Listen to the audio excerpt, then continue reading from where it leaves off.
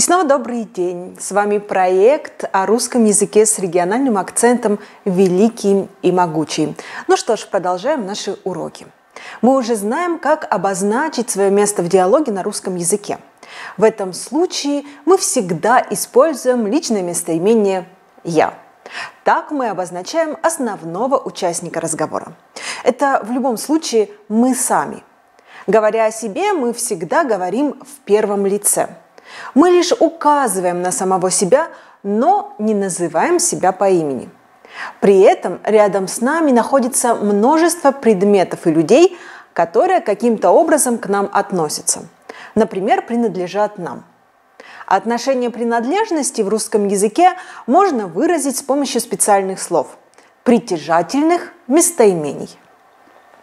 Притяжательные местоимения выражают собой принадлежность предмета к какому-либо лицу. Они отвечают на вопросы «чей», «чья», «чье», «чьи» или «какой». Такие слова только показывают, кому принадлежит предмет, но никак не определяют его признаки. В русском языке всего 8 притяжательных местоимений. Мой, твой, его, ее, наш, ваш, их, свой. Как видим, эти слова напоминают нам о личных местоимениях. Я – это мой, ты – это твой, он, оно, она – это его, ее, мы – это наш, вы – ваш, они – их. Слово «свой» указывает на принадлежность действующему лицу. Конечно, у притяжательных местоимений есть собственные грамматические признаки. Например, они изменяются по падежам, то есть склоняются. При этом у них меняется окончание. Стоит запомнить, что все притяжательные местоимения, кроме его, ее, их, изменяются по роду, числу и падежу.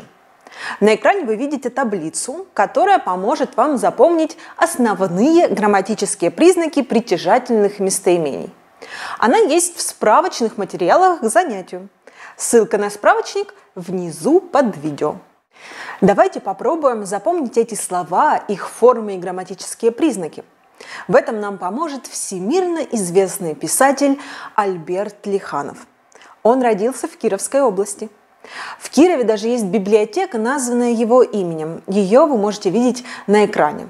Она расположена в историческом центре города в очень-очень красивом здании. Альберт Лиханов написал множество книг о детстве в тяжелые военные и послевоенные годы. Автор уверен, даже в такое страшное время есть место лучшим качествам человека – доброте, милосердию, умению дружить и прощать. Отрывки из повести «Деревянные кони». Перед Тобиком, прислоняясь к косяку, стоял незнакомый парень. Одной ногой он упирался в собачью будку, а мой верный пес предательски шевелил кончиком хвоста, одобряя такую наглость, давая этому парню вести себя тут по-хозяйски. Рука у него оказалась большой и шершавой, будто из толстой сосновой коры. Даже, кажется, он мою руку слегка поцарапал. Она почему-то тихонечко ныла. Вот уже сколько дружу я с Васькой, сколько исходили мы кварталов по нашему городу, а я ни разу, вот стыд-то, ни разу не спросил Ваську про его отца. С того вечера мы с Васькой часто про отцов говорили. Он про своего, я про своего. «Твой-то поездил, видать, много», — сказал он. «По санаториям, по чужим местам, а мой дальше города не бывал». «Ну, давай 5», — сказал Васька, улыбаясь мне, будто настала самая радостная в его жизни минута, и вскинул мешок на плечо.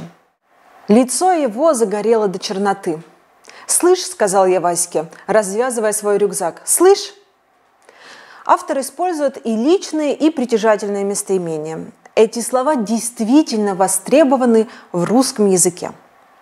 А сейчас у нас небольшое домашнее задание. Давайте и вы попробуйте это доказать. Запишите небольшое видео и расскажите о вещах или о людях, которые занимают в вашей жизни особое место.